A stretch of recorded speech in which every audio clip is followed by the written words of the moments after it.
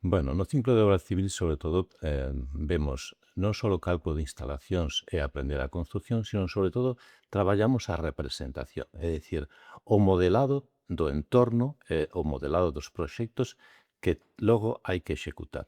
Basicamente, traballamos en modelos 3D, é dicir, facemos o modelado tridimensional desas realidades e despois, a partir de aí, tanto usamos os vídeos de modelado 3D como tamén sacamos planos bidimensionales, de todo o necesario para desarrollar esos proxectos no mundo real. Que aquí vamos a dibuixar todo con software, non se necesita, apenas vamos a traballar en tableiro, non se necesitan coñecementos previos e con tal de que teña interese e lle guste traballar con modelado en 3D, pois é o alumno indicado.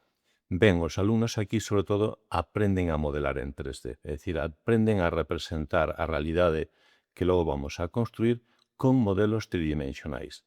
De aí tamén sacamos planos bidimensionais, pero digamos que nestos tempos o traballo é basicamente en software de 3 dimensións. As saídas profesionais do ciclo de obra civil son moi amplias, tanto para o desarrollo de infraestructuras viarias, carretera, ferrocarril, como desarrollo de edificios, polideportivos, é dicir, de todo tipo de obra que podamos aquí modelar. Nestes ciclos, a demanda é moi superior á oferta, quere dicir que as empresas están buscando alumnos, sobre todo en obra civil, porque non hai suficientes.